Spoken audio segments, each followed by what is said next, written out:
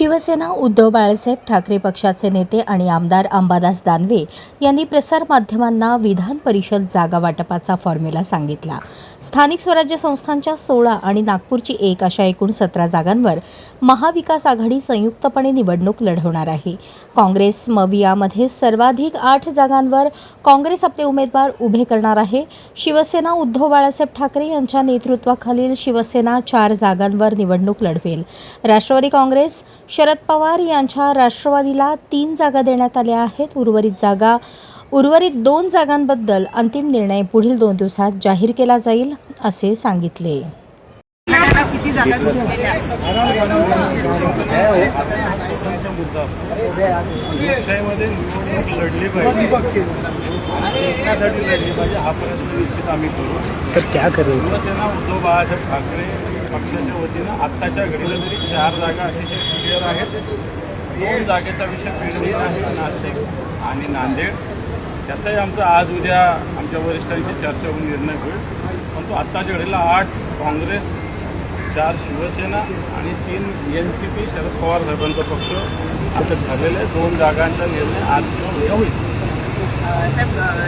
रायगडच्या जागेला घेऊन खूप चर्चांना वेगवेगळं उधाण आलेलं आहे आणि रायगडमध्येच पक्षांतर्गत महायुतीमध्ये सुद्धा पुढापुढी होऊ शकते।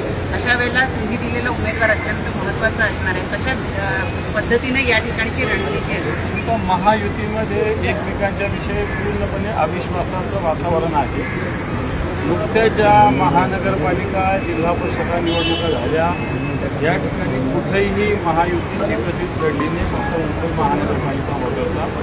आणि त्यांच्यामुळं भले जागा एकत्रित लढणार असेल तरी मतभेद आणि मनभेद मोठ्या प्रमाणावर आहे आणि वाटतं त्याचा फायदा आणि आमची जी काही मतं आहे त्याचा फायदा घेऊन आम्ही निश्चित या निवडणुकीत चांगल्या पद्धतीने समोर आणू शकू असं तरी आम्हाला वाटतं। काल पुण्यामध्ये एक प्रकार घडलेले विषबाधा झालेली आहे। विषारी दाखल राहिल्यामुळे काही जणांचं पुण्याचा हा सगळा कारभार आहे असं आपल्याला खरं तर अशा पद्धतीनं विषारी दारू विक्री होते म्हणजे ते अनधिकृत त्याचा अर्थ। पोलिसांच्या आशीर्वादाशिवाय हे होऊ शकत नाही 100%। आणि म्हणून जर पोलिसांच्या आशीर्वादानं विषारू दारू विकल्या जात असेल आणि या लोकांचा जीव घेतला जात असेल तर संबंधित पोलीस स्टेशनचे जे गुन्हे अधिकारी आहे यांच्यावर 302चा गुन्हा दाखल झाला पाहिजे।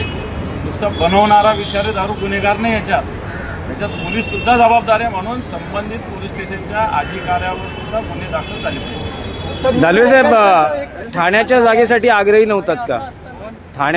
ठाण्यासाठी शिवसेना आग्रही नव्हती का? NCP जास्त आग्रही होते। आग्रही सगळ्या जागेसाठी असतात, पण जागेच्या वाटाघाटीमध्ये काही जागा द्याव्या लागतात। त्या सगळ्याच जागा एकाच पक्षाला कोण मिळू शकतो?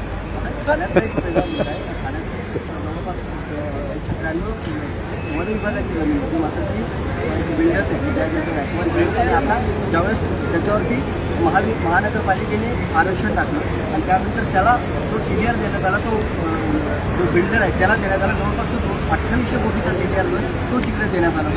वन विभागाची जमीन असेल तर वन विभागाला TDR मिळाला पाहिजे, त्या बिल्डरला नाही मिळालं। याच्यात निश्चित काय काळं वेगळं याचं शिवसेनेपासून आम्ही शोध घेऊ।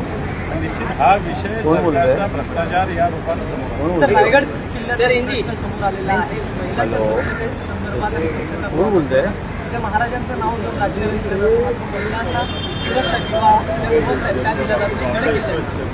सगळ्याच ठिकाणी स्वच्छतागृहाची सगळ्याच किल्ल्यावर आहे। रायगडवर असेल, प्रतापगडावर असेल, देवगिरी असेल, सगळ्या ठिकाणी आहे।